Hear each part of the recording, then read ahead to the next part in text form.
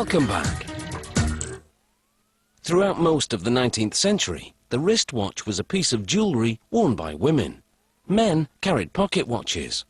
It was during the Boer War in 1899 that British soldiers decided fumbling around for a pocket watch during battle was, well, a serious waste of time.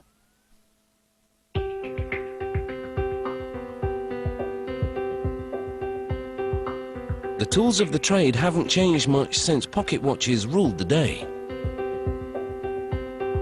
In this Swiss workshop, the mechanisms are crafted by hand, just like they were centuries ago.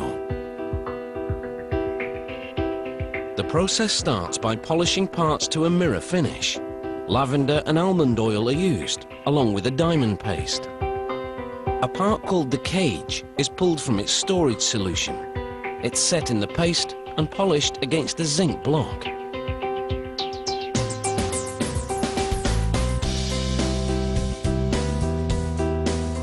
The dust is polished off the cage with a soft piece of wood. The edges are then polished, removing tiny bits of material so other parts can fit. The gears are then attached. These are the balance and escape wheels.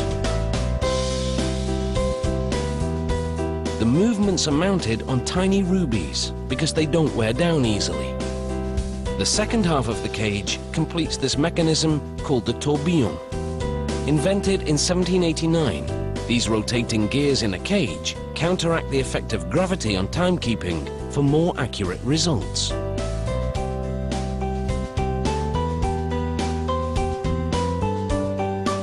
The assembly is then magnified and projected onto a screen to confirm that the gears and levers are interacting properly. Next, a wound-up spring in a barrel is attached. This is the main spring that powers the gears of the watch. A pin is then dipped in grease and used to lubricate the spring. The main spring is then capped with a cover and secured with a special tool. The barrel is then positioned in its slot on the main plate.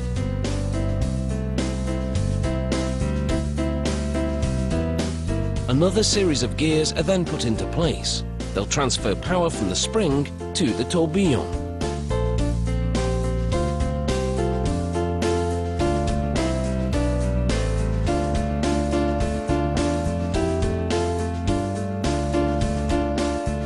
A bridge is attached to the gears to act as a pivot as they turn.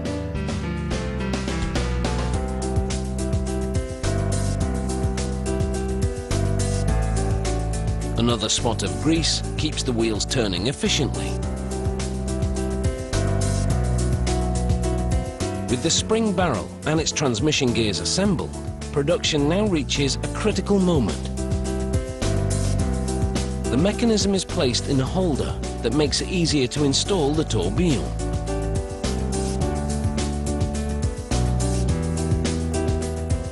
It's a tricky job. The cage must be precisely positioned for its gears to receive power from the spring. The assembly is transferred to another holder to insert the winding stem.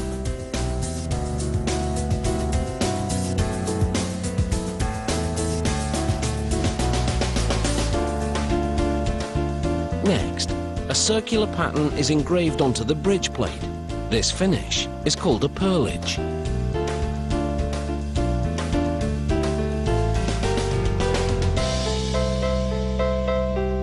This is fixed to the dial side of the watch.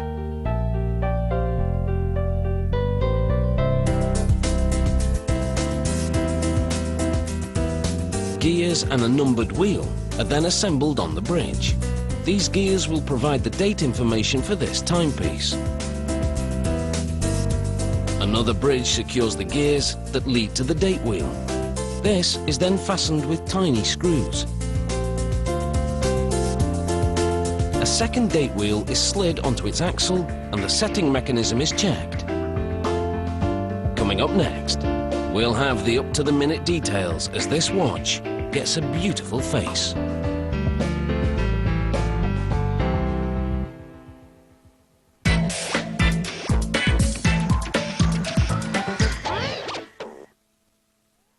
even in the age of digital and electronic wristwatches, the mechanical watch has an appeal that's timeless. Some are among the most complex in the world and can cost up to a six-figure sum.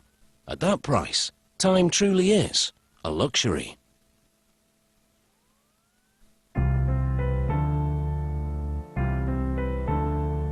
In a factory nestled in the scenic Swiss countryside, a highly skilled team has assembled the inner workings of a luxurious tourbillon wristwatch. Now, a watchmaker fits the handcrafted face onto the mechanism. Using a special tool, the hands are pressed onto an axle at the center of the watch. This enables the time and date to be set.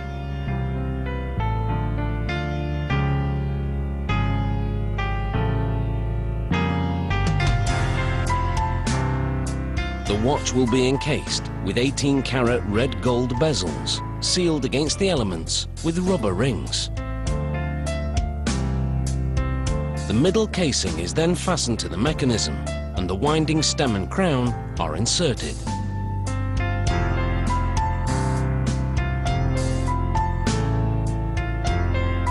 The watchmaker lubricates the bridge for the auto winding system, and then engraves a parallel ribbed pattern onto it.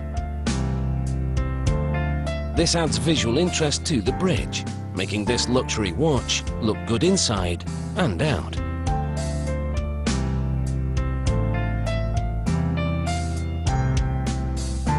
After the bridge has been set with jewels, it's ready to be installed at the center of the watch, where it will keep the parts from rubbing against each other, preventing wear and tear.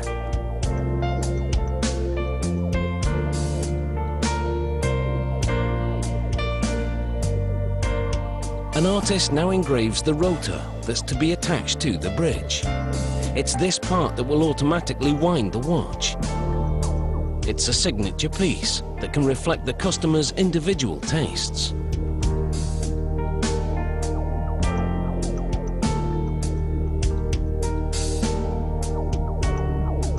This rotor is now ready to be secured to the bridge.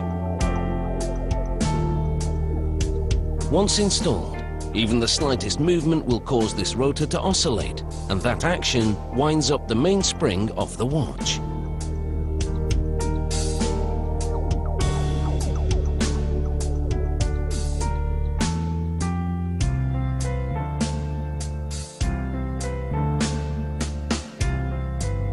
The watchmaker now shields this timepiece with a glass dome, and then vacuums dust from the gold bezel. The clear sapphire window is carefully cleaned, because even the tiniest speck of dirt could cause the watch to fail. The bezel is pressed onto the watch face to secure it. This action also squeezes the rubber ring between the bezel and the watch to create a waterproof seal. This watch will now be water resistant to a depth of up to 100 meters.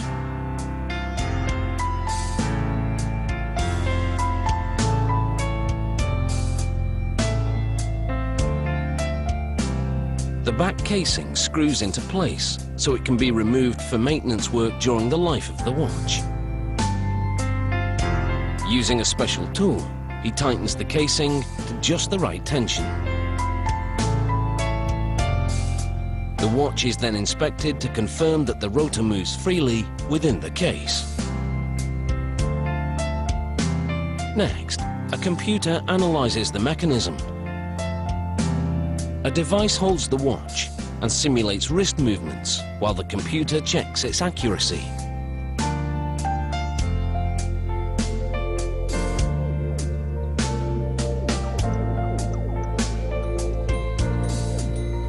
That's the sound of a minute repeater, which is a feature on some models. When triggered, it chimes the time. And now this watch takes the plunge into a container of water. If bubbles appear, it would signify a leak, but there are none. So this watch is waterproof.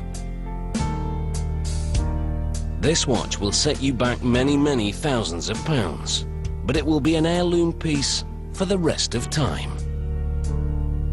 Unless you leave it in the swimming baths changing rooms, that is.